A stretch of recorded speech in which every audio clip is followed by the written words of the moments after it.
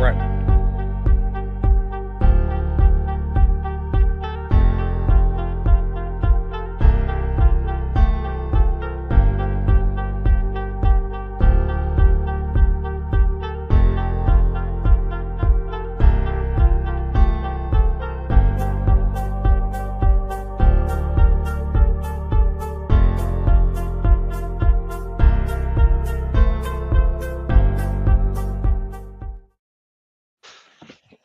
Good evening, everyone, and welcome back to another edition of the Full-Time Sports Network's Cop Talk. Only place to be on a Thursday night. So please do remember, hit that like, that share, and that subscribe. So, good evening. Introduced to my panel. Good evening, Mr. Preds. How are we doing? Good evening, good evening. Lovely. Could we after a new addition to the Liverpool fray, the Liverpool family? Lovely, jubbly. Dr. Blake, how are we doing, sir? I'm very well. FSG in this week. Some positive talk, yeah? Okay, let's see how long that lasts for. All right, cool. Let's see what he says next week. Stoney, my brother, how are we doing? Yeah, I'm good. I agree with you as well. I want to see if that positivity regards FSG lasts for more than one show, but it's all good. Next week it'll be back to normal. You know, normal service resumed. You know what I mean? So yeah, definitely we have something to sing about, my peoples. We are very happy with the signing of Dominic. How'd you say his name again, Dr. Blake? Szoboszlai. Szoboszlai, that's it. Szoboszlai. I didn't pronounce that earlier. Lovely, Szoboszlai. Very good quality attacking midfielder. Bought him from RB Leipzig. A 60 million release clause. We hit that. So we'll say while we've got him in and McAllister in, they reckon that we've kind of cooled off looking at Kone.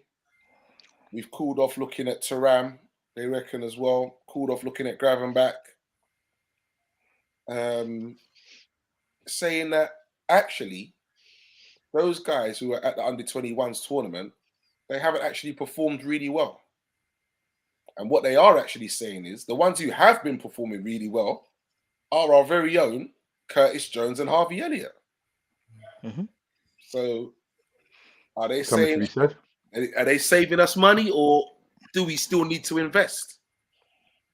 What do you reckon, Joe? We still need to invest. I think we still need to get another midfielder in. We need another centre half, and I'm going to be very greedy and go. We need another right back.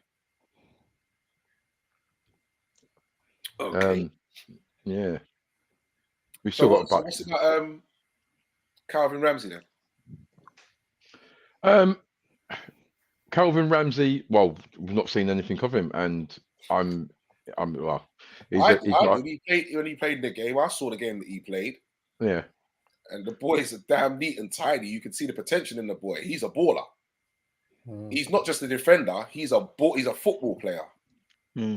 Yeah, I get. The way he plays the game, he's a footballer. I get that, and There's nothing against Preston him. last season. Do what? Did you go on loan to Preston? Did you say? Yeah, he's gone on loan Is that somewhere. where I he can't was? think where he's gone though. Yeah. He was at Preston. But yeah, Well, I must say, I liked what I saw, and I was very excited. Like, damn! And then he got injured. Seems to be nothing against the lad. I've not seen anything of him, and he played one game. I think it was the Carling Cup game he played in. So I've not seen anything of him. So at this point in the moment, I don't know as a supporter whether he's first team ready or not. In regards to whether to get a right back, we need a right back who is we need a right back who's first team ready, who can go in and step in.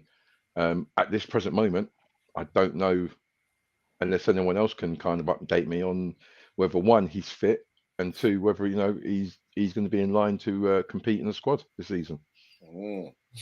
So he's gone on loan, right? So he definitely has gone on loan for this season. I'm pretty sure he has.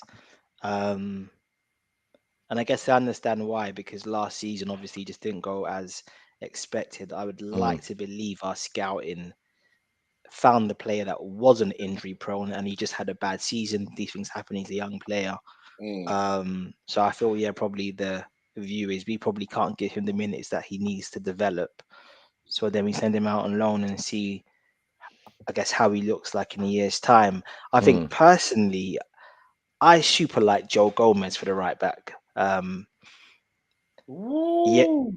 Yeah, I know he obviously doesn't have Trent's quality, but then realistically, Trent's quality is exceptional. So who does have Trent's quality?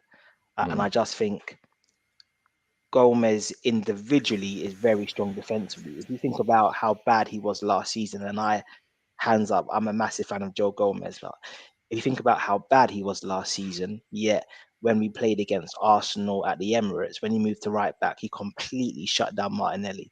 And I think his 1v1 defending is actually very, very good. And now we have, or should I say, now we are addressing the balance issues in the side.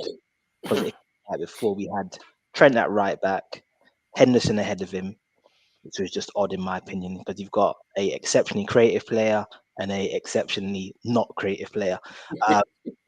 So I think now you've got a Szoboszlai in there who can create. Having a more defensive right back probably feels like quite a decent balance.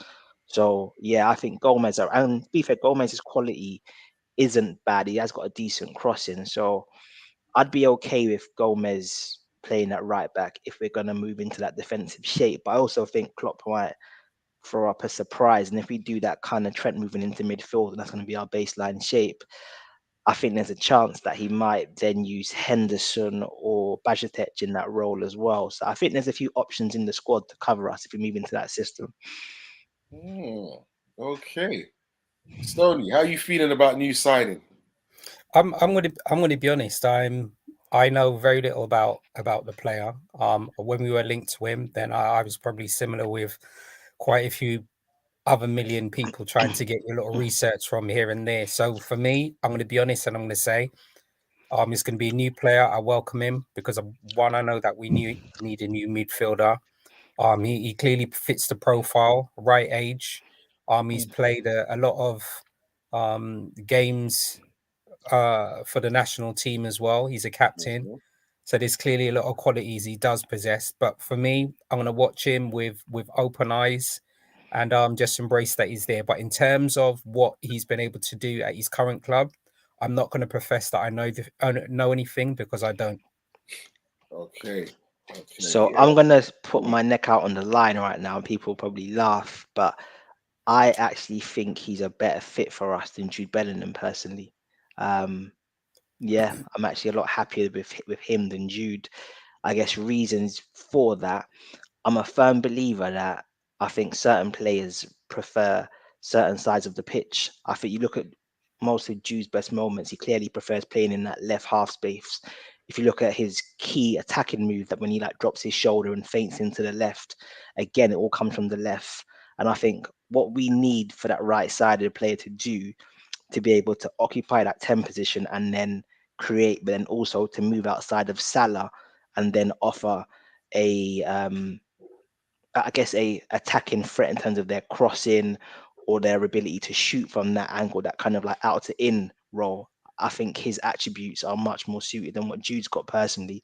I think it's an absolutely brilliant signing. Hence why, yeah, if I could have said who would be my first choice for that role in terms of how I think we're going to play it, it probably would have been Valverde from Real Madrid and then Szoboszlai. Okay. Over the moon. Yeah. Well, I don't understand how there's even talk of us linked for Valverde for 90 million when we say we didn't have the money to go and get Jude. Yeah. Doesn't make no sense to me.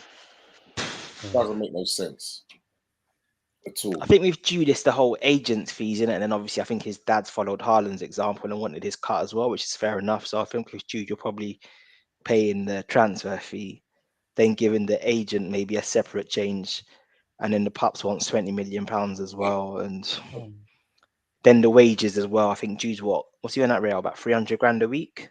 Yeah. Probably. Imagine that. Not even reached 20 yet. You know what? What's the next contract going to be? Well, who knows? I'm happy. I would love to have Bellingham as well. I think Szoboszlai, I'm happier for us signing him because he gives us many more options than what Jude Bellingham's kind of central midfield, where Szoboszlai can play on the left, he can play on the right, he can play centre, he can play in behind. He can play as a number 4. So he's got so much more tools in his armory. Plus, he's a set piece specialist, as well as that. So yeah, I mean, and his assists. I mean, if you watch some clips about him, and I was watching German football last season, and I'm really happy that we got in there, because in Germany, anyone good in Germany goes Bayern Munich. So to go in there and to do the business we've done in a short space of time was absolutely brilliant. Because once everyone saw that we was up for Szoboszlai, people started kind of inquiring. It was only because he came out and said, "Look, I want to play for Liverpool." Yeah. And everyone was Don't out the care water. about Champions League, mate. He said, "I'll wait a year." Yeah. There you go. So those are the kind of people I want, man. Those are the kind of people I want.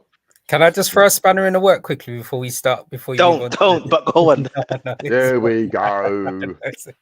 I'm just right, and I'm going to be conscious about the time that we've got on our show today. Right, even though the few players that I've mentioned aren't necessarily came to Liverpool, I'm just thinking about the last couple of players I'm going to mention that have come from the German league and have probably been hit and miss, and the small percentage that this may happen with this new player that we've got. All right. So we've had Keita's come over, we've had Sancho come over, we've had Guy Havertz come over, we've had Timo Werner come over.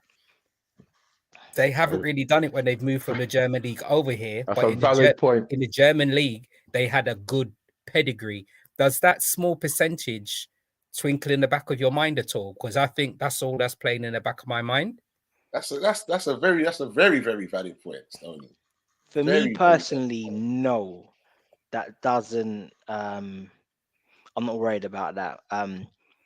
If I think about Naby,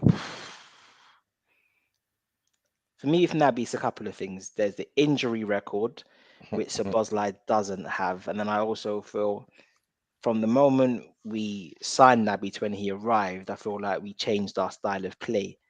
And when we signed him, if you think about how Lallana and Ginny played in his first season, or even I think Oxford had been there as well, like these guys were much more attacking number 8s. Whereas by the time Naby's come, we've come for this more kind of like controlling kind of type of game. So I feel when he actually signed, the role that we had given to him, I think it is slightly adapted. And also as well, Klopp's got this weird obsession, fascination, love affair with Henderson, which for me doesn't make any sense. If you think about the Naby, I think Endo, mate, he gets a bad rap. I mean, look, he's not the most. Hear me out just very quickly. Go on. If you think about the 2 finals last season, right?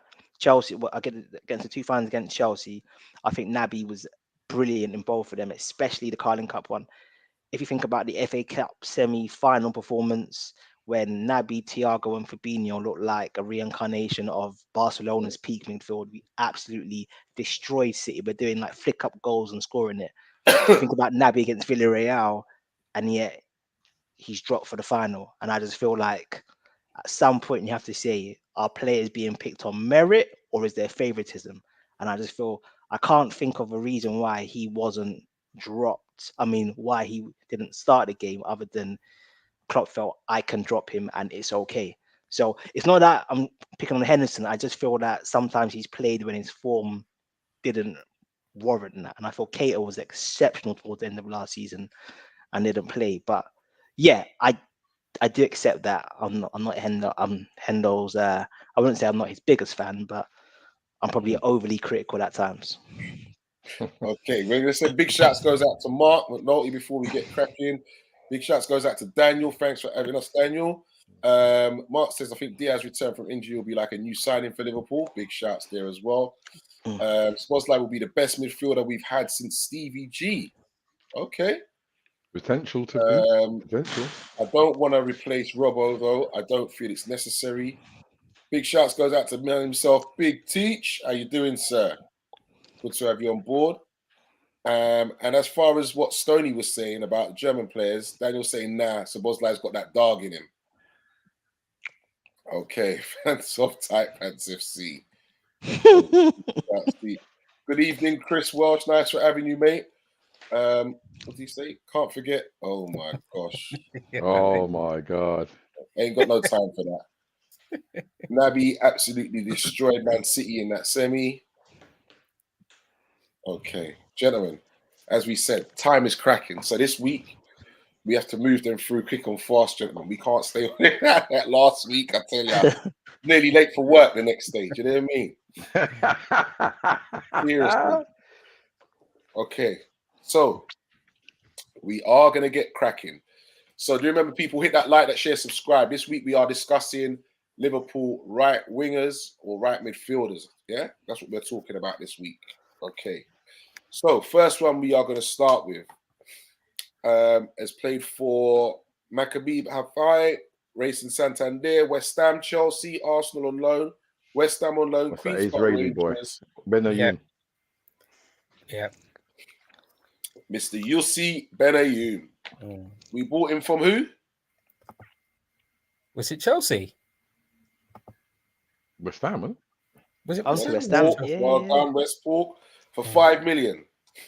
He has West 92 international caps and has 24 goals. He made his Liverpool debut in 2007, last appearance 2010. His win ratio is 53.73%. He has league games, goals, assists, 92, 18, and 11. Total games, goals, and assists, 134, 29, and 20.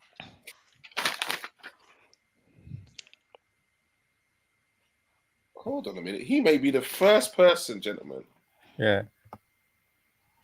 He's the first person who hasn't what? Stoney's clocked it. He's the first person that I don't know. Oh, you got it, Stoney. He's the first person that I've read out so far of all the players that we've spoken about from goalkeeper going forward. He's the first one right now.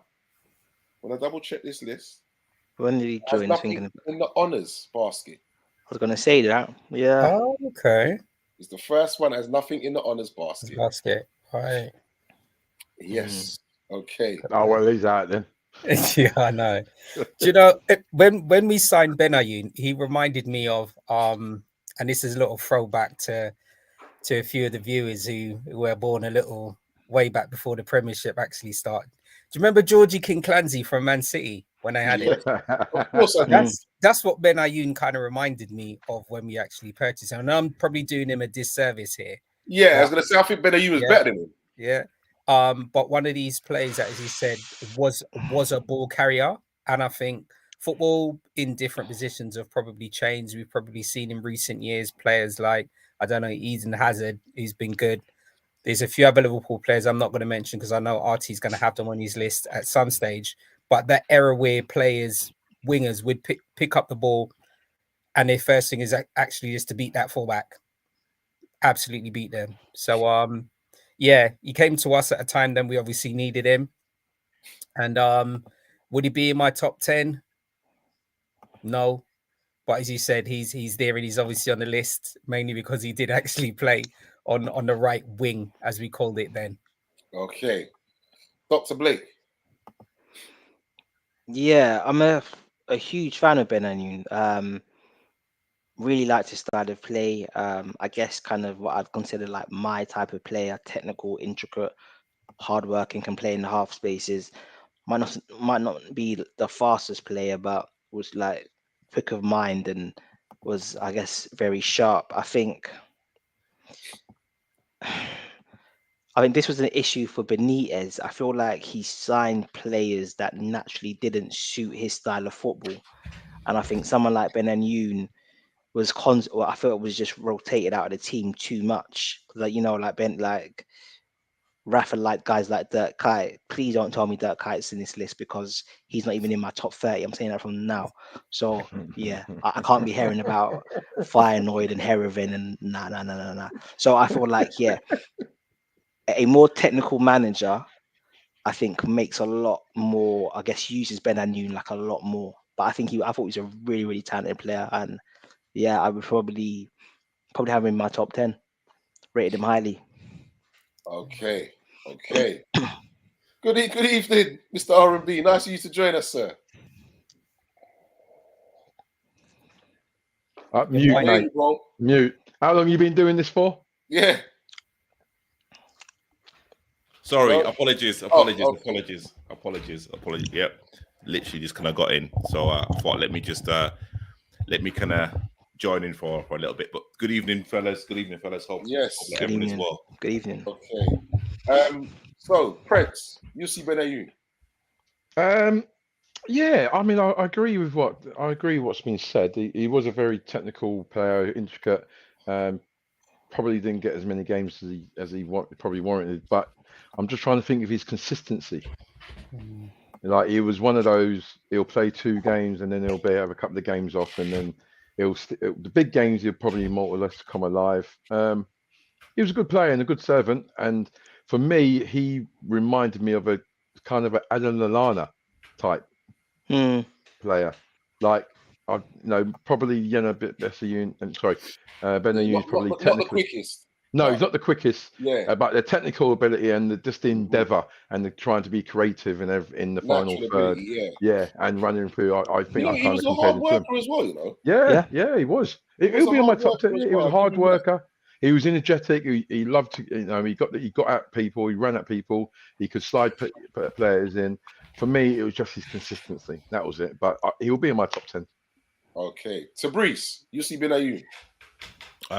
As a winger, midfielder. Winger, yeah, right wing. Comes on late, doesn't even know what the show's about. No, give me a break. Oh, mate. Last week we was there. Last week was there till midnight, mate. So crack on. Yeah. We're serious, bro. All right. We're Okay. serious. Benayoun. What did he win? He didn't. Nothing. Okay. Right. Okay. I'll rest my case then. He was.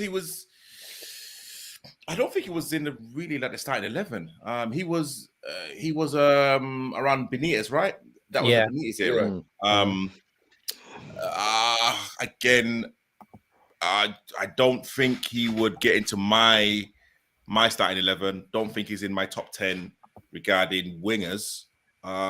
He did a job when he could play right wing. He could play as a number 10 as well.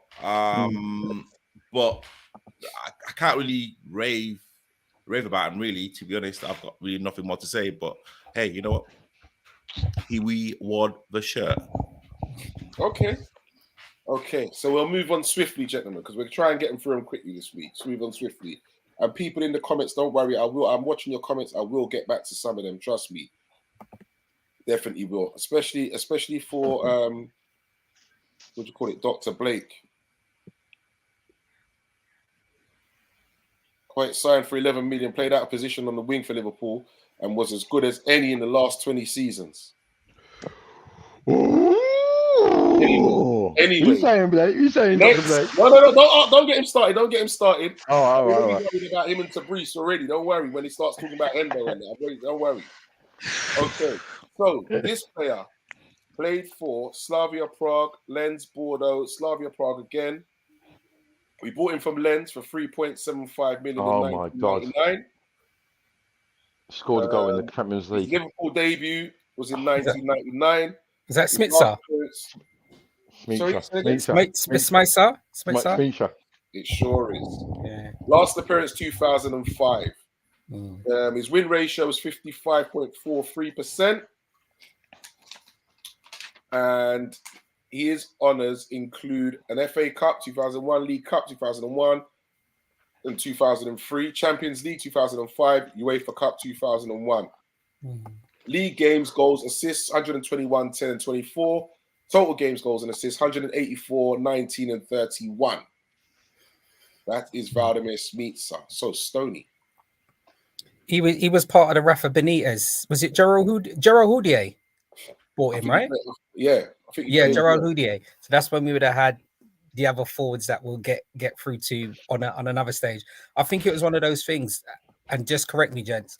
The time when we actually purchased him, we didn't really have much other wingers. I think that time we had a lot of central midfielders, because I think Gerard was there, obviously playing midfield. I think it was only Richie Partridge over on the right hand side. Harry Kill played for us Richie them Partridge. times as well. And I remember, obviously, Voila. when I came on last show, I was winding about when we had Cinema Pongola as well. But I think when we had Smicer, we didn't actually have any other right wingers in the club, I don't think. And that's probably why, to my knowledge, he actually got more game time. My knowledge around that times is when he played, and I know you're going to bring up another midfielder who had a model-like appearance soon. But he brought something different to our club. I know he could either play right or left side, or, as he said, he was that actually attacking midfielder. So yeah, I think he'll go down with a lot of positive memories. He still tweets about the club quite a lot now as well. So he still loves us. He could probably make it in my top 10, closer to the latter 9 or 10, but nothing closer to the 1, 2, or 3 for me. Okay, Dr. Blake. Smicer, yeah, I think he was a good player. I guess a similar type to Ben and you, in a sense that you wouldn't necessarily call them a winger, but they played wide. Again, I think it's a similar argument with Rafa, in that I think you've got defensive managers who are signing players who are more attacking, but those attacking players need to play more of a possession-based, intricate style of play. Whereas if we're being honest, under Houllier, we were largely quite a defensive team and played on the counter-attack. So we weren't really looking to play intricate football. It was quite direct, it was fast, it was Owen over the top, Heskey. Hence why borders like Litmanen were getting dropped for like Heskey and that. So I just feel like, yeah, he was a talented player, but just didn't complement the team's tactics. So we probably didn't get the best of him. But absolute ratings for what I said last week for me is the biggest achievement in the club's history, the 2005 Champions League final. Scored a goal in that.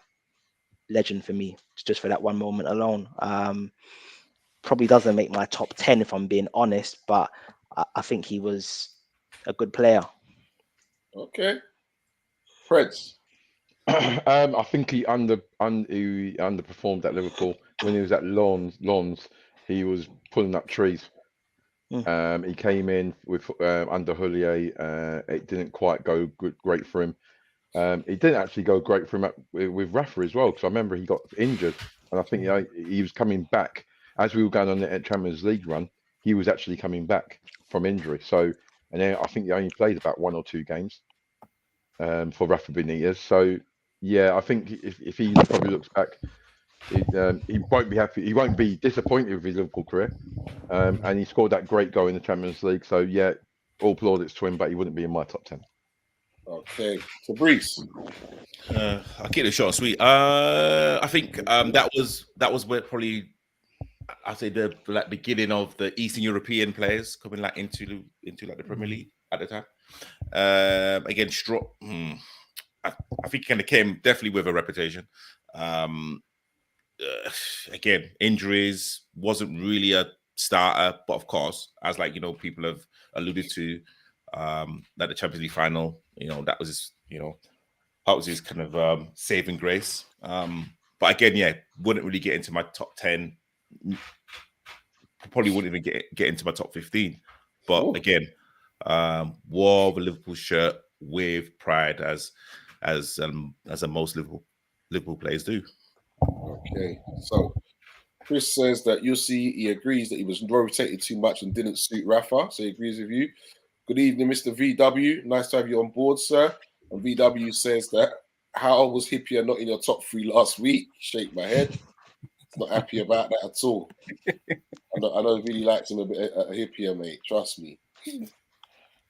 Okay, so we move on, gentlemen. We move on. Next, this player was born in Kirkdale, Liverpool.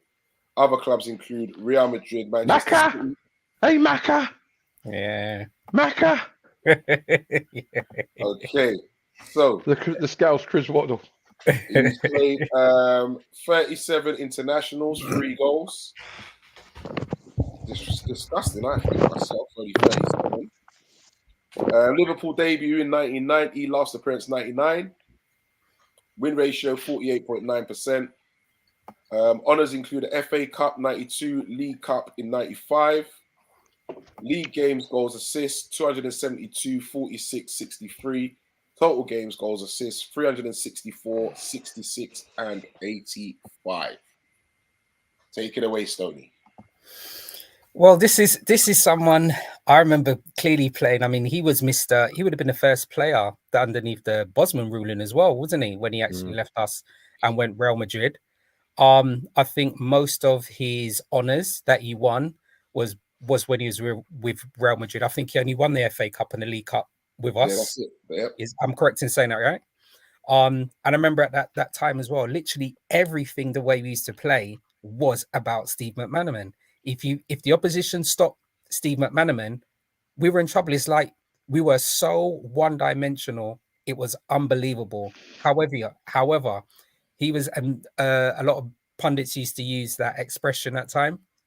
He was the ball carrier. So yeah, give it to Maka and see what he can actually do. I enjoyed Steve McManaman playing for us. I think he was one of those players when he did play, you would be on the edge of your feet as well. Yeah, I enjoyed Maka. I enjoyed him. He'd definitely be in my top 10. But as you said, honours wise, not up there for us, but definitely go down in Liverpool history as well. Okay. Dr. Blake. I think for me, probably the most underrated Liverpool player of the Premier League era. Personally, I thought Maka was an absolute special baller. For some bizarre reason, the media obsession with David Beckham, I felt like took away from some of his shine. I think it was very notable that both Real Madrid and Barcelona wanted him, and I think where the Premier League was going through that, if you like, post-Heysel European ban transition, the kind of, I guess, forming a new identity. I think those really kind of technical, like creative English footballers probably didn't get the right kind of appreciation. I think he's a top baller, and did some very exciting things. But for some bizarre reason, I just don't think he got the plaudits from the wider community. I think Liverpool fans rated him, but again, I think Robbie Fowler came through like at a similar time, and I think he got a lot of the limelight. But I thought Maka was a special baller. I think he's an appalling commentator, but as a footballer, I thought he was special, and he's probably in my top 3, I think. Oh, that's true. That is so true. Yeah. I think he's a serious baller. You know what? I think he's hilarious as a commentator, especially when Liverpool play, because he gets caught sometimes when he's like "we." He's still "we." Yeah, of course, it's in his blood, man. It's in his blood. But I got to be honest.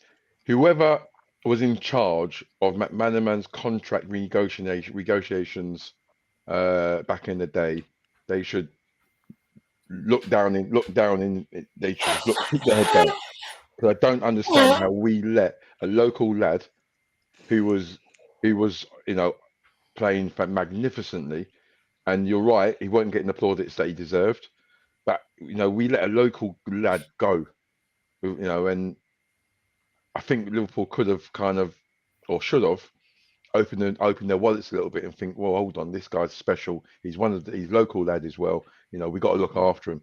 But on the other side of it, I think McManaman wanted a journey, and what a journey he had in Real Madrid. But Stoney was right. Everything positive that happened with Liverpool going forward was McManaman, and he's definitely in my top 3. Oh, he's in the top 3. Okay, Tabrice. Well, I mean, so I've like done a few TikToks about Steve McManaman, and he was one of like the first players that I used to almost self-commentate about. So I'd like pretend I was like him, dribbling ability and everything else. Consider you play centre off. No, but like, hold on, wait, hold on. Stay in their lane. Wait, hold on. You know what? He was sleeping at the time. He didn't tell you that. Yeah. You know what? I like used to be a very tricky left winger.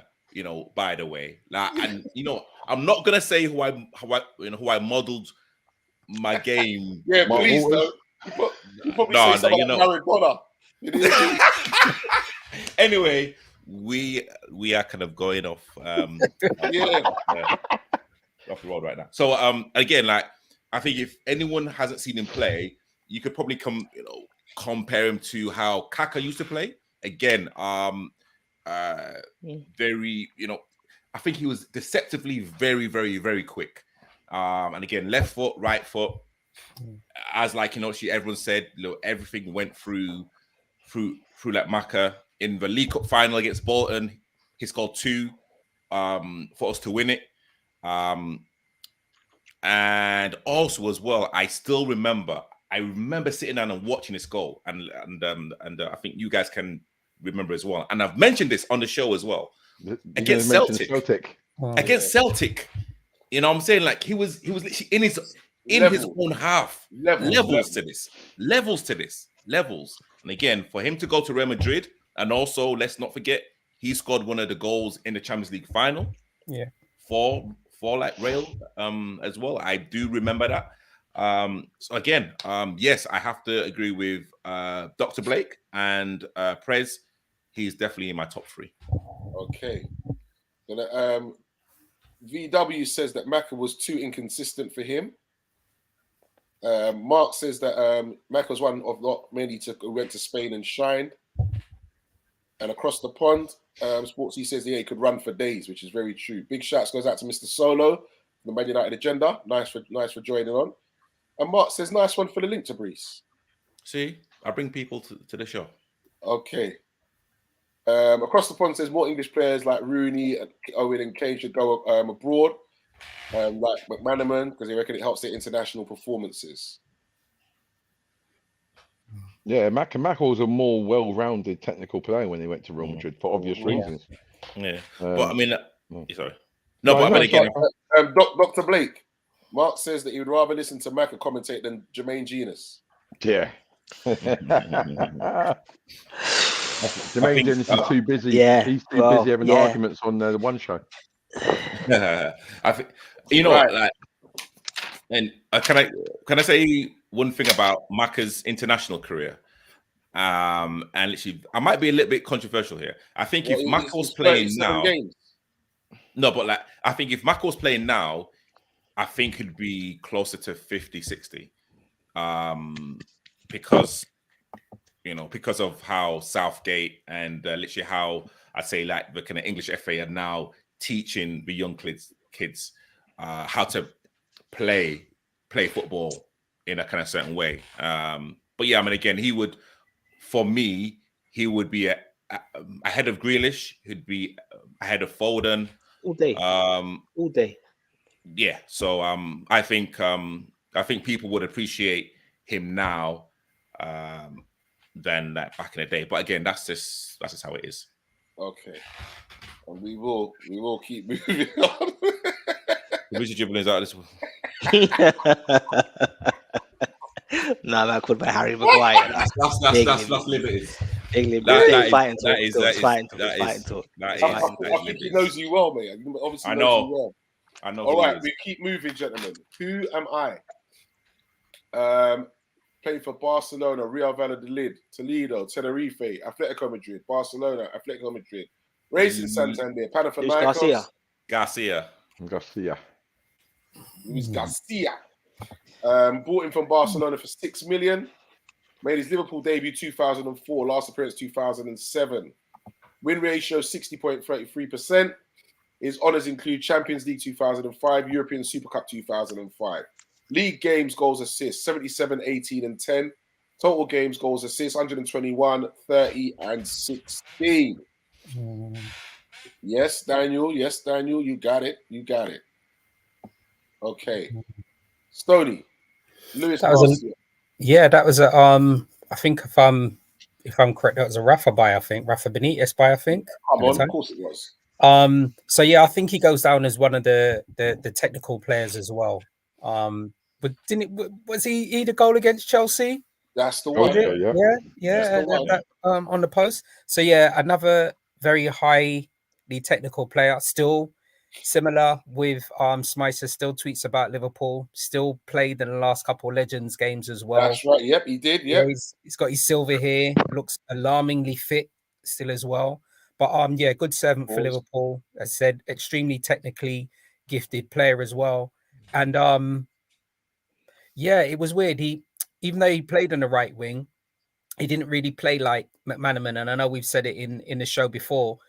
We have right midfielders and right wingers. He played more as a right midfielder than a winger, but could still actually break the lines as well. So in addition to, I think, his technical ability, running with the ball, his passing ability was quite astute as well. So yeah, good player.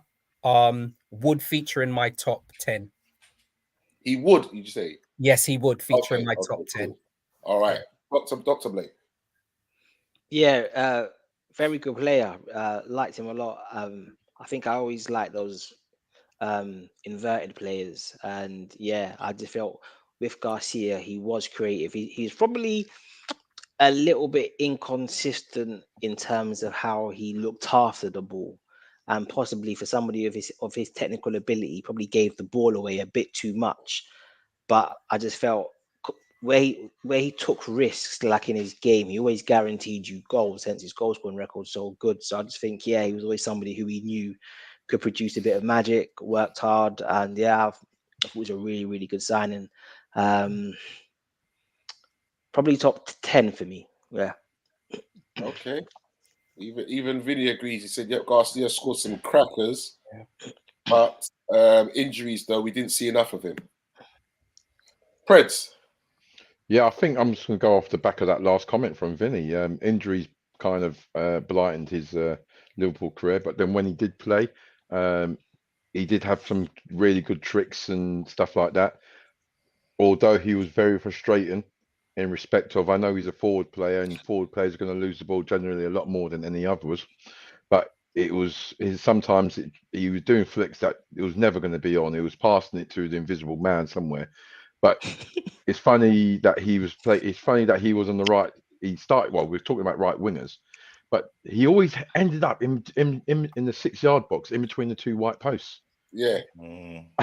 And for someone to do that, being unmarked and being in between the posts, it requires game intelligence, and he had game intelligence.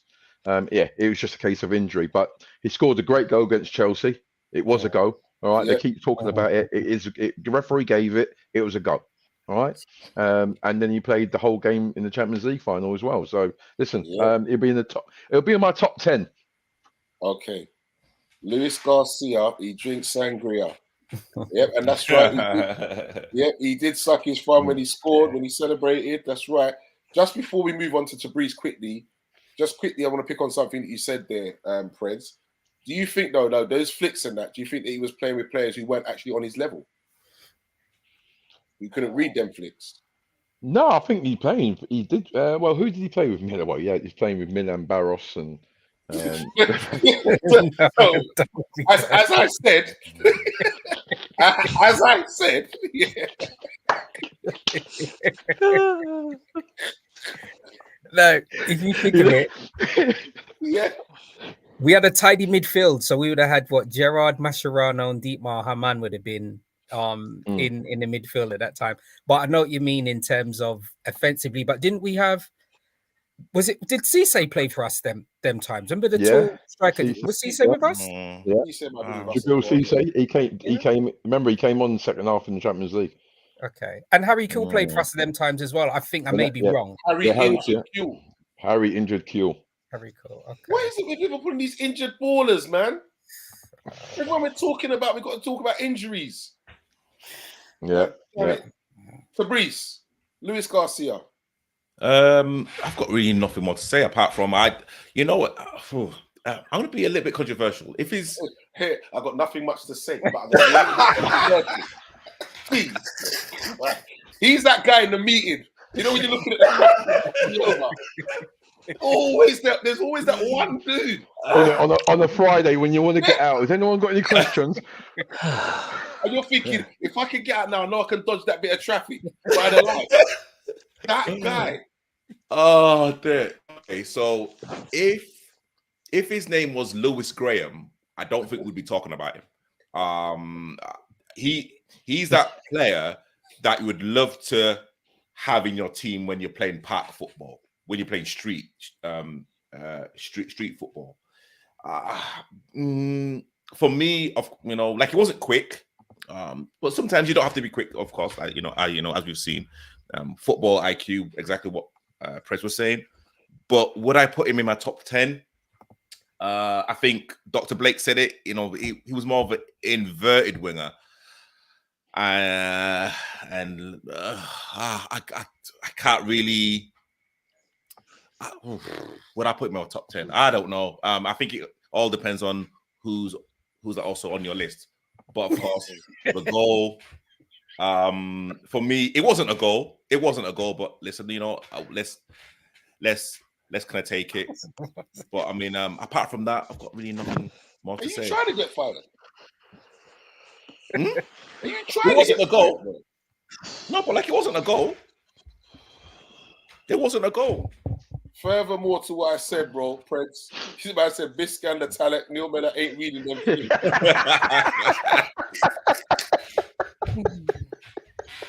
Oh my. Vinny says our teams, even the 2000s, were very workmanlike, so skillful players didn't get a lot of time to shine. Agreed. Classic goals against Juve in the 06 Cup semi-final, against Chavs again. Yeah, very, very true. Okay, gentlemen, we keep it moving. I think we're about just over halfway at least. What? That's good. Yeah, I had to cut it down this week. I had to cut it down. Really? So some people might be a bit disappointed in the comments. You might say, "Oh, you've left certain players." That I just had to do it, man. Seriously, had to do it. Artie, have you got hay fever? Because literally, you was like blowing your nose. Online. I got a bit of a flu going on at the moment. Okay. Man flu. Okay. No, but like it was kind of how you just blew your nose online as if you didn't really give a damn. Nah, what? Blowing my nose, bro. Wow. No, but it was kind of like, wow. What? I don't understand what you're talking about. No, but like I was in the room. No, but literally, I was in the room. I know. Like, I think it was Prez that was talking, and then you just blew your nose as if I don't really care. And I got backup tissue here when I'm ready to go again. So okay, I just wow. I just Stop the tissue, mate. Stop the tissue. You understand? Like I'm on the park. Next player was born in Dublin, Ireland. Ray Houghton. His teams consisted of who? Skelsdale United, Minnesota Kicks. He signed for Liverpool in 1970. Ooh. He had 34 international caps, no goals. His last appearance for Liverpool was 1981. His win ratio was 52.63%. And his honours include League Championship, 72. Steve Highway. You the man, Stoney. You the man. Yeah. Well done, Stoney. That's League Championship 1, 2, 3, 4, 5. FA Cup once, European Cup 1, 2, UEFA Cup twice, European Super Cup once, and the League Cup once. League games, goals, assists, 331, 50 and 39. Total games, goals, assists, 475, 76 and 66. The legend that is Steve Highway. Yeah. Stoney. I mean, that's a strange one there as well. I mean, as he said, we in previous shows we've spoken about goalkeepers. So he would have played, and the only reason why I'm going to go from the back to the front is because we've already covered that. So Steve Highway would have played in Liverpool when Ray Clements played, Alan Hansen, Alan Kennedy, and Elman Hughes, and Phil Neal as well. The reason why I was mentioned that is because we've already covered that era as well. He was around, and I use this word when tough man football was around. So I mean, real steel, hard men. But he also would have been playing around the time, and I've mentioned it on previous shows as well, when I would have been supporting Liverpool. So he would have been on tail end of still playing there as well. So yeah, legend. If you're talking about honours, then there's only one other player in Liverpool history. You'll probably mention him. He doesn't touch Steve Highway for me in terms of honours in that position. But he basically could have won everything you can possibly have won for Liverpool, really. So in terms of honours, Steve Highway is up there. Look him up on YouTube. If you have an opportunity to, you might also see me in black and white in the crowd because I know we're probably around the same age. But yeah, definitely. The black head of the white beard. I'm telling you, something like black or white now. Yeah, but as you said, it's the same thing I was saying as well about the way that football's changed because that time as well, it was literally a right midfielder. We played 4-1-4, 4-1-4-1, and it was a right midfielder, not a right winger. And he didn't play inverted either. So when we just spoke about Luis Garcia ever played right wing or inverted. Highway just played on the right side of midfield. But yeah, very good player. Definitely within my top 3. Across the pond was guessing the players, and he said Adam Hansen, and then he said Bruce Grobbelaar. I don't know if he got the memo about what's really going on here. Yeah, but we know Vinny, VW got the memo, and Daniel Allen got the memo. Yeah, VW says great player, but before my time. Okay, Dr. Blake. Yeah, so another one. Watched him a bit, but not as much as certain players. I do recall him being relatively quite two-footed, though. I guess hard for me to judge him objectively, and I'm simply gonna say for me, he's in my top 5. And hey, it's my view. That's probably mainly because of his part in the Field of Anfield Road song, which for me is the best football song in the world. When I hear Stevie Highway on, I think it just it does it for me. So for Highway alone, like for his role in that song alone, he's top 5. Okay, come on, Freds. Yeah, Geezer's an absolute legend on the pitch, off the pitch. I think we've spoken about what he's done on the pitch, but it's, you know what, it is so unknown. Well, actually, it was quite a regular thing back then in the 60s that players would get picked from a non-league side, and then thrusted straight up to the first division. And and that's what they done with him, and he didn't look back. He just hit the ground running, and then he performed wonderfully in Liverpool shirt. He won so many titles that you've said as well. And then, not to be just, be happy with that. He then goes in the back room and then produces people like Owen, Gerrard, McManaman, Fowler. Like, he's the one who kind of produced them as well. So on the pitch and off the pitch, legend. In my top 3. Okay. So Breeze. I've only got one more left, haven't I? Yeah. Breeze. I agree with what everyone's said about him. Perfect. There you go. Come on. That's it. You know what? If you again, if you want me to be honest, black and white, I mean, I can't speak objectively about someone who I haven't seen play. That's fair enough. But literally, Art Stoney, mate. He was there. Yeah, I tell you. Yeah. So how was he Stoney? Across the pond. Yeah. We are strictly talking about Liverpool right wingers or right midfielders. That's the only positions we're talking about tonight. Okay? So there you go. And Daniel said, say something controversial against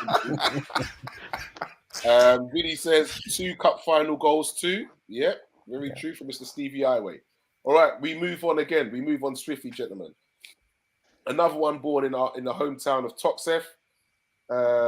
He played for Swansea City, Canberra City, Cork United, Crewe Alexandra. Local boy.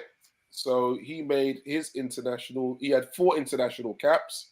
Liverpool debut 1960, last game 78. Win ratio 52.98. Honours include League Championship 63, 64, 65, 66, 72, 73, 75, 76, 76, 77. He's either won the Second Division Championship, FA Cup, twice, European Cup.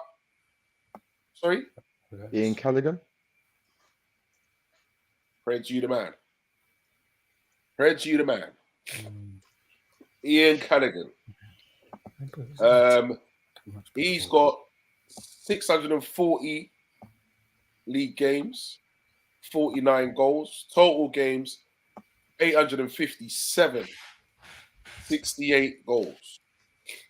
That is the legendless Ian Callaghan.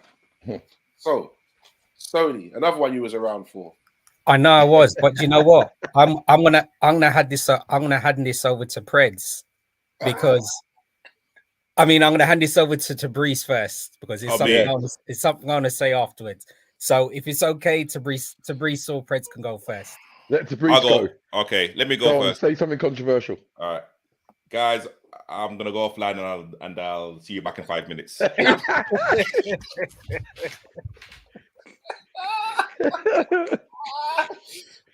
Not to blame. Just, you know what? I just didn't see enough of him. Didn't see enough of him play. Again, highlights, but gosh, yeah, not enough to give a objective view. But I just think, yeah, he was part of that era where we had come from the second division. So I just think, yeah, like for those guys who, for me, like built like the modern club, special shout out, definitely. So I guess I'll defer to the panel members who've kind of seen him, man. Oh, so we move on to Preds then.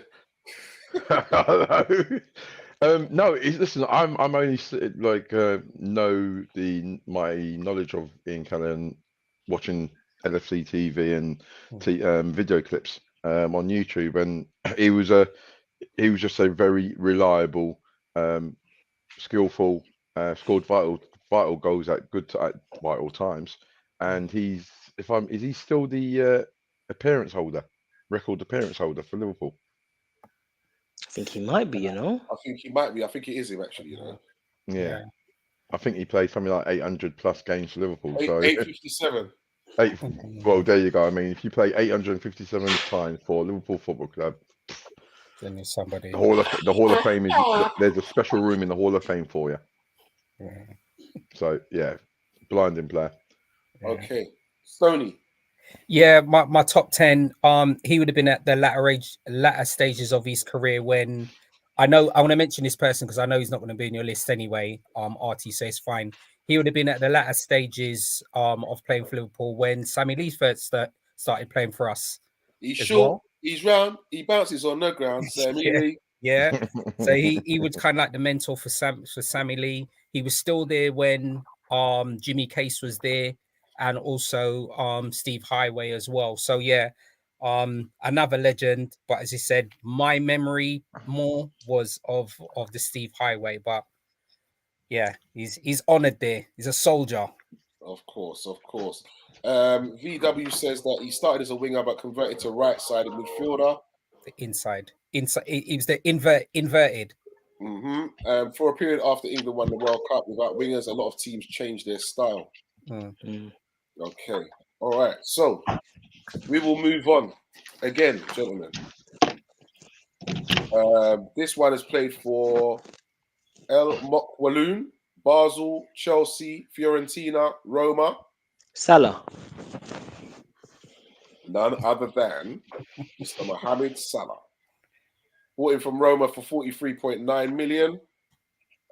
He's got 87 international caps, 49 goals. Liverpool debut in 2017 till now, still playing. Win ratio 63.28%. His honours look like this: 2017 African Footballer of the Year, 2018 African Footballer of the Year, 2018 and 2022 PFA Player of the Year, 2018-2022 Football Writers Footballer of the Year, 2017-2018 Premier League Player of the Season, 2018-2019-2022 Premier League Golden Boot winner, 2022 Premier League Playmaker of the Season, Champions League, 2019 European Super Cup, 2019 FIFA World Cup Club World Cup, Premier League 2019-20, League Cup 2022, FA Cup 2022. 218, 137 and 58 total games, goals and assists, 305, 186 and 74. What can you say about this guy? It's a complete record breaker as well. Someone who has completely almost transformed the appearance of these bodies. So if you think of how Ronaldo was when he first went to Manchester United, how his frame was, Salah was quite similar when he appeared at Liverpool. I mean, the way that his body structure now is just absolutely bizarre. But true professional, someone who can hit the numbers, someone who always shows up in big games, record breaker for Liverpool, and would definitely go down in a legend as well. And I think he's been one of those players as well. When we look back in history, you'd have had the top players, and we all know, obviously, you've got Ronaldo's, we've got Messi, but then you got the tier underneath that. And if people are only looking at who was good at that period of time, then I hope they don't ever forget about Salah, because I know if you support Liverpool, you never will. So he's definitely within my top 3. Okay. Dr. Blake. Yeah, easily top 3. Fantastic professional. When the media talk about certain players in the dressing room who apparently set the standards and get ridiculous praise for that, I think about someone like Mohamed Salah, who sets the standard. Like you said, completely transformed his body, his numbers, efficiency, consistency, the mentality he shows, where even where his game's off and he still puts himself in those positions. The way he's carried Egypt, I guess, arguably the biggest Arab sports star ever. Absolute consummate professional, legend of the game for me. Okay. Prince. Look, the numbers speak for itself. To be fair, I'd be controversial. I was on him this season, early parts of the season, because as our talisman, I didn't think he showed up enough, and he didn't carry us like he carried Egypt and thingy. I'm not saying it's a one-man team or anything, but I was actually quite critical of him because as much as he's scoring goals, his overall contribution to the team at times this season wasn't becoming of the standard of player that he's become. In regards to he's got assists, but I think he could have had so many more assists because sometimes he's a little bit greedy and he tries to score from impossible angles when people are clearly in a better position. And I think he's I'm not going to tell Salah what to do, but I would love if he is in those difficult positions to include other players coming in the box. But other than that, he scored goals. He's still scoring goals. So, there's nothing more you can say about him, really. What can you do? He's got all those accolades, and hopefully he can get better and better. Okay. So, Reese. I mean, I think people know how I feel about Salah. Yeah, a bit of a love affair with Salah. Would I call him even a right winger? I think he's, an inside forward. But hey, like, potato. Would I say that he carried Egypt? I mean, in the African nations, I don't think he did a lot, to be honest. Again, I think. However, for Liverpool in certain games, he definitely turned up. I think when he kind of got his 40 goal plus haul that season, he was unplayable. But I mean, again, I think he was definitely helped out because of the players that we had at the time. Of course, Mane being one of them. However, exactly what Prez and everyone else has said anyway. If you kind of read out his kind of accolades and the goals that he scored, and literally even in a poorish season, actually not poorish, a poor season for like Liverpool, he kind of still tallied up the goals. And yeah, would I put him? It's hard to should I say, would I put him in my top 3 because he's still playing? And you know, it's really unfair on the others that have retired for whatever age or like whatever. But again, an amazing servant for like Liverpool, and yeah, we've probably got another season out of him. Okay. So VW says that Salah's goal and assist record is insane, but still underrated, and I include myself in that, in having that view. He could have had 25% more goals when you consider the chances he misses. So his crazy numbers would be like on lunatic levels. Yeah, like he's a volume player. Like he needs a lot of chances to score goals. That's just the level of his. I guess that's just his game. I think for me, I just feel like Salah's one of these guys who shows how important your mentality can actually be. Because yeah, if we're being honest, there's times when you watch him play and he's miscontrolling the ball. He's not spotting the player.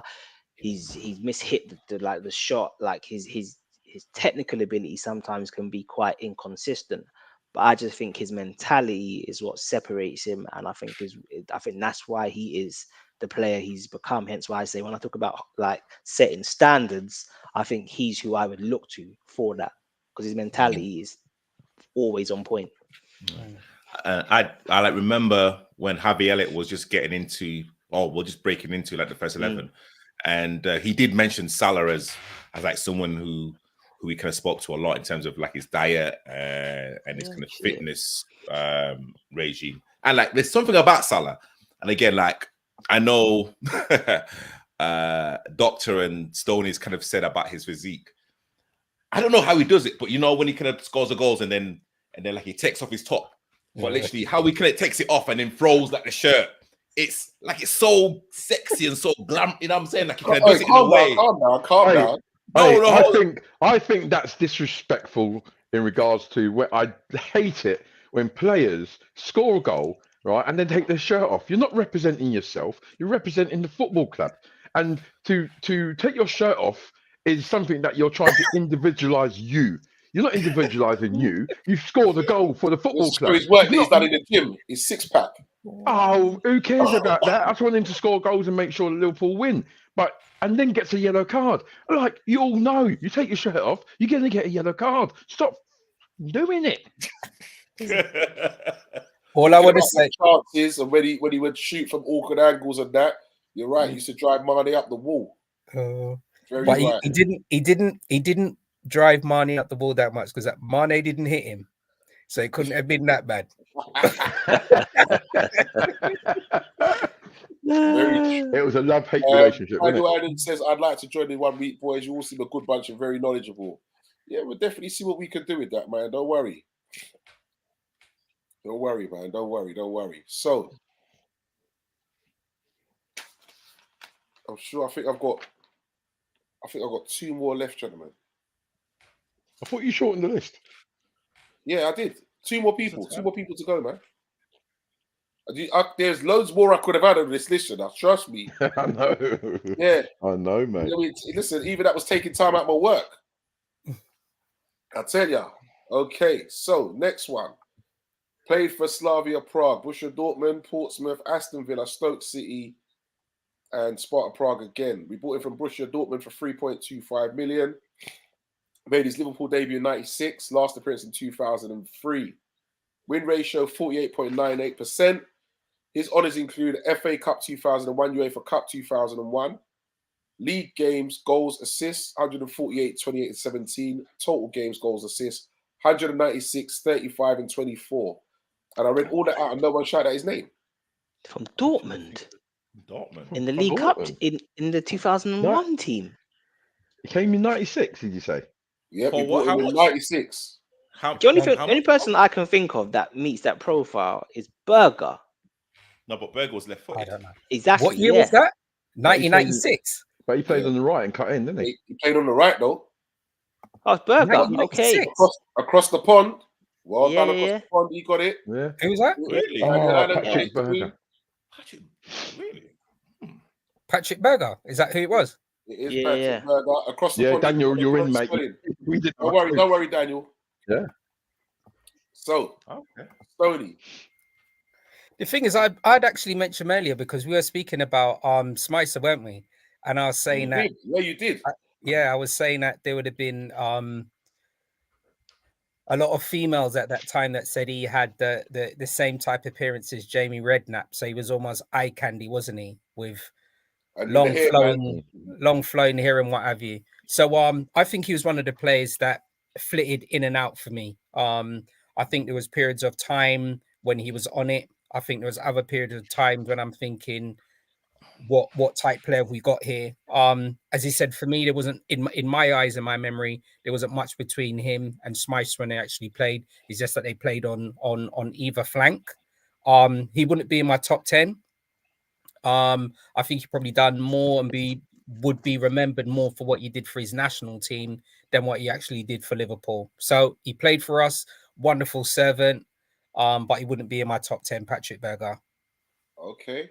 The only good thing I remember that he used to have a nice pair of, he used to wear Nike totals though. Yeah. That's Tiempos, isn't it? Tempos, yeah. Tiempo.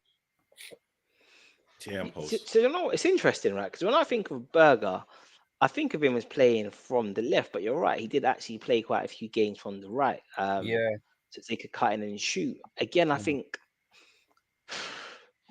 because this should have been Houllier, right? Again, I think like certain managers need to just understand what their tactics are and what types of players suit their tactics. And I just felt someone like Berger would have probably looked better playing for Arsenal or an Arsene Wenger, for example. I thought he was quite a talented player, absolute hammer left foot. We probably didn't get the best from him, but he was a good servant for the club. Probably top 10. Okay. And yep, you're right across the pod. 96 euros. He was quality, mustard, mate. Preds. Across the pond, you just took my little stat. Yeah, I was going to say that in that year, 96, he was bossing the Euro League, the Euro Championships. And when he came, I thought, you know what, we've got a right one here. And I think he flattered to deceive, to be fair. And I think he then flitted in and out. He scored goals, not probably as much as he probably liked. And I loved when he kind of was on the right hand side and then he dropped his shoulder and he just, he was just striding, long strides with the ball as well. And then about 20, 30 yards out, he never hesitated in shooting. Hitting that ball, yeah. Yeah, just hitting that ball.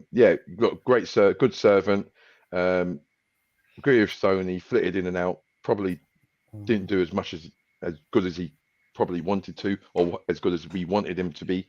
And I'd say that he'd be in my top 10, but just about. Okay, Tabrice. Of course, I think I've got to echo it. What everyone said about him, really. There's that one thing, and again, please correct me if I'm wrong.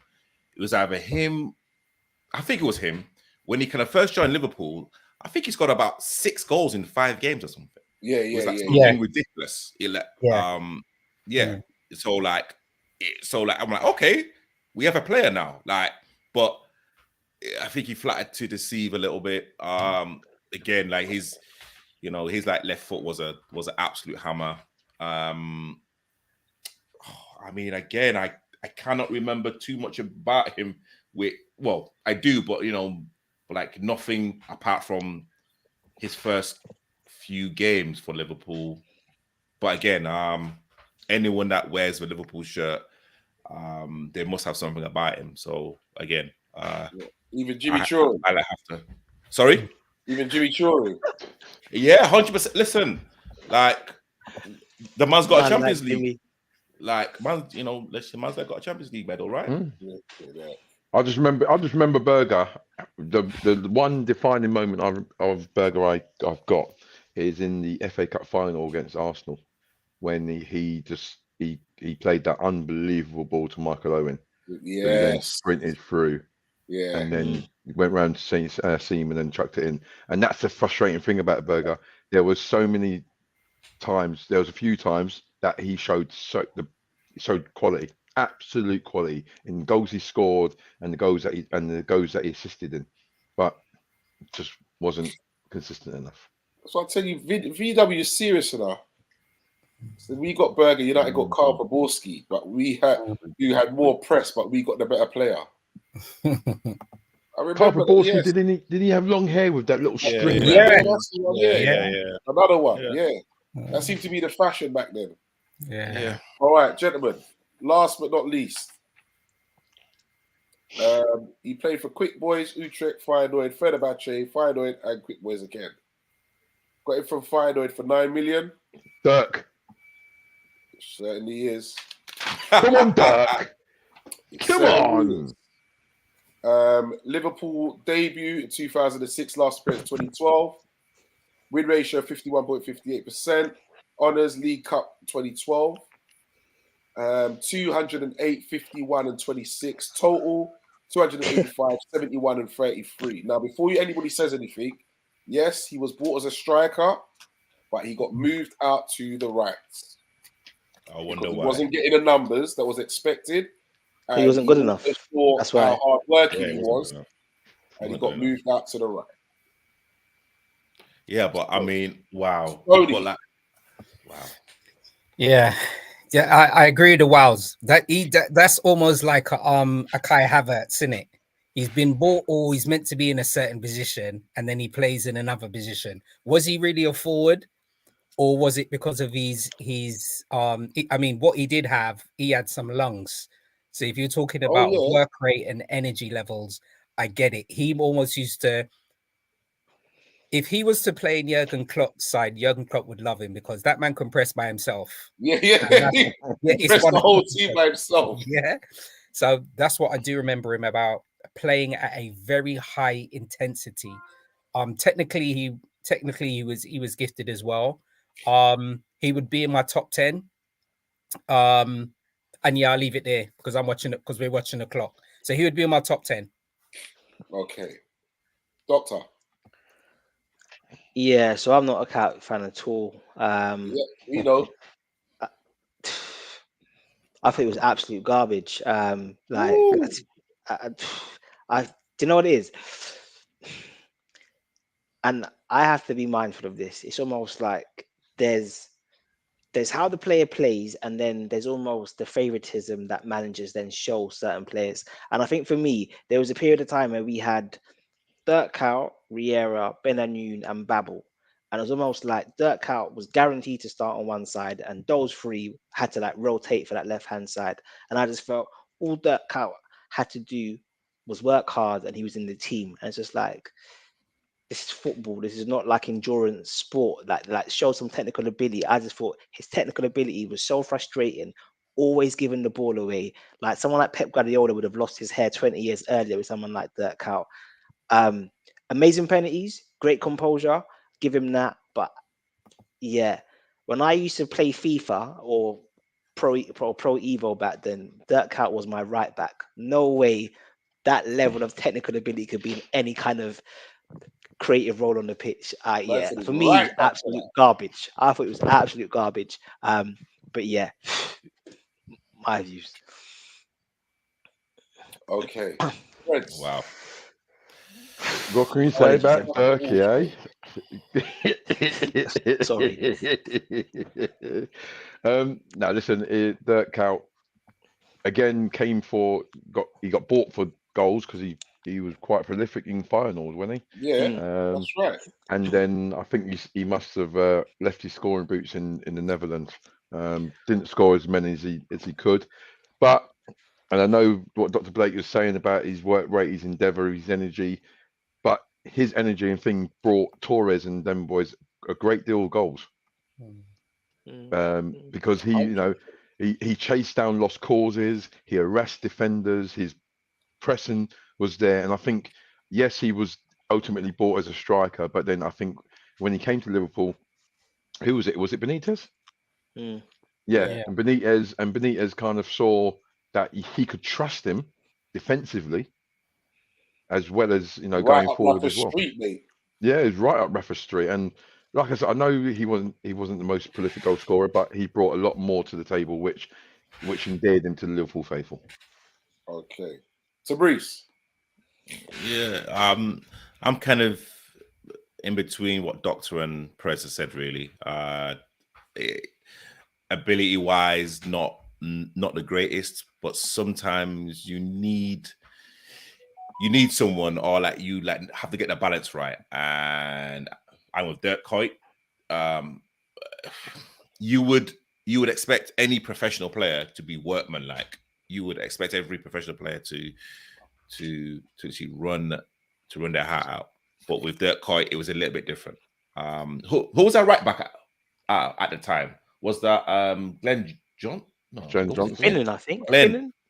Was it? No, Finnan. no, No, it's Finnan. it wasn't Johnson. Finnan. No, it's Finnan. It was Johnson, It's wasn't Finnan. it? Was it Finnan or Johnson? Anyway, Johnson but signed in Johnson Rafa's played last Johnson. season, I'm pretty sure. But hey, I mean, again, like he kind of had that right hand side locked. He had some great games against Arsenal. I can remember those. So, but like, would I kind of class him as someone that should I'm be? sure he had a couple of decent ones against Man United as well. Yeah. Sure. But I mean, like, to be fair, he shouldn't be in this conversation regarding like the greatest ever right wingers. He shouldn't be even in the conversation full stop in terms of part of the Liverpool greats. But Okay. Here. Okay. And last bugbear as well. I'm pretty sure 2007 Champions League final against AC Milan. Rafa starts him up front instead of Peter Crouch. Shocking error. If Crouch had played that game, in my opinion, like we would have won. And I was just like, what is the obsession with this guy who just works hard? Like, there needs to be some quality here, innit? There needs to be some quality. Don't get me wrong. I think these hard workers are very good when you've got that a bit of quality around them to compensate for their hard work. But yeah, when you've just got hard work endeavor and lacking quality, I just think, yeah. But anyway, listen, I'm biased. Okay. So VW says that Kuyt was a jack of all trades, Not football. very workmanlike, was a penalty perfectionist. Yeah. Then it says Kuyt tried to hit field level with a 619 at Goodison. And Kuyt played with Johnson, Finnan, and Arbeloa. Those were his right backs. No wonder Benitez played him there, then, to be honest. It is that time now, gentlemen, to start making some decisions. So, first off, what I need you to do is I need your list of 3 in reverse order. 3, 2, 1. Yep. And then we're going to work out and see who comes out number 1 to join Ray Clements, Phil Neal, Andy Robertson, Alan Hansen, and Mark Lawrenson. That's the team so far. So, Stoney. Yep. So in third place for me would be Steve McManaman. In second place would be Salah. And in first place for me is Steve Highway.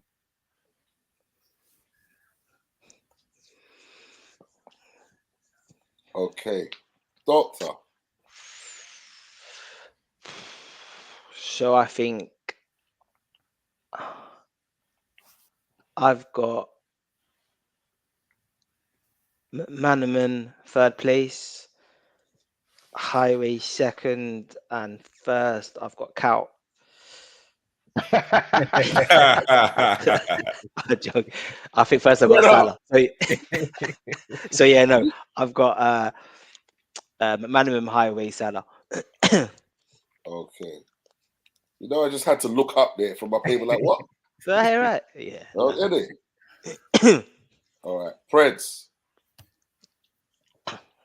Well, I'm going to go with Highway first. That's number 3, yeah? Yeah, Highway 3. No, you know what? I'm going to stop. I'm on the back side. Stop. All right, number 3 is going to be. Yeah, you know what? I'm going to stick to my thing. Highway, McManaman, Salah. Hey. But I'd like to also include, I can't believe we forgot Ray Houghton. But hey, let's move on from that.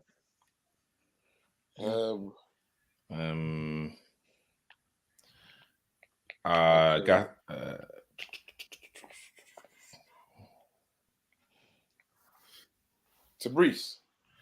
Garcia, Salah, McManaman. Interesting. Garcia, Salah, and Maka. Okay, well, that's 2 votes at number 1 for Salah. So Salah is going to be our right-sided midfielder or winger, however you want to put it. Let's see. Across the pond had Maka, Highway, Salah. I agree with Vinny, right? Houghton should have been involved in the conversation. Ray Houghton, I'm going to put it out there. He should have been in the conversation more than Dirk Kuyt was. Yeah, he could have been in the conversation, man. But I told you, bro. You know what I mean? I don't want to be here till 4 in the morning. And you don't want to get the sack at work either. Yeah, I'm telling you. Let me see. Daniel, Maka, Highway, Salah. You know what? Most of the what do you call it? The panel and what do you call it? Those thrown it in or write it in. They're agreeing with the top 3 basically. The same top 3. So yeah, that can't be bad. Can't be bad at all. Sorry, Ray, man. Sorry, Ray Houghton. I know I did look at you as well. But you know what? I had a lot going on, man. I just needed to cut some numbers. Well done, you callers. Yeah. Don't worry. But yes, peoples, I must say thank you very much. It's been another interesting debate again. Great to hear some opinions. Absolutely brilliant. I'm loving it, man. I'm loving it. I can't wait to see how this team finishes up. I really can't. Stoney, thank you very much, man. No, thank you. I think it's been good. We managed to get through the show and it's not 2 hours. So yeah, collectively for us, that is absolutely amazing. So thanks everybody for tuning in. Don't forget to like, share, and subscribe. And we look forward to the panel and everybody that's tuning in to next week's show. Definitely. Doctor, thank you very much, man. No, it was a great show tonight, lads. I really enjoyed it. And you know what? It's always nice hearing about the older players and I guess those who kind of had that context and been able to see them as well. So yeah. Blessings, man. Wow. Preds. As always, it's been a pleasure. Please, everyone, be safe. Go and enjoy yourselves, and have a pleasant weekend. Thank you very much. And Mr. Part-Timer. Thank you for having me. Thank you for having me today. I actually No problem. and you know what? It's kind of good to get a fresh face in terms of Dr. Blake. You know, Yeah, thank you. I'll see you in my office at about 9:30. Yeah, for that comment about the Chelsea goal. Yeah. No, but like it's true though. Yeah, don't worry, man. I'll see you in my office, bro. I think that's worth a verbal warning, isn't it? No, but listen, he might be clearing out his locker. No, but it's true. You know, it's absolutely true. Like the ball did not cross the line. Okay. Anyway, Daniel, we are here every Thursday from the hours of 10 o'clock. Each and every Thursday. That's where you can find Cop Talk. Yeah. So spread the word and tell your friends. Thank you very much, VW, man. Well appreciated. Even though I'm coming down with the flu today. So next week we will be doing left midfield. Next week. I've already got my 1, 2, 3. I've already got my 1 for that. Yeah, that's what he says now. Then he starts changing his mind. Come the day. I got my 1 and 2. My third one, I'm not. Yeah. Come on, sure. I've got a slight inkling. I think who everybody's going to have in there. Just a slight inkling, but we will leave that for next week. So thank you very much, peoples. And like I said, we'll see you next week. Yeah, spread the word. Tell a friend. It's all about Cop Talk. Peace and love.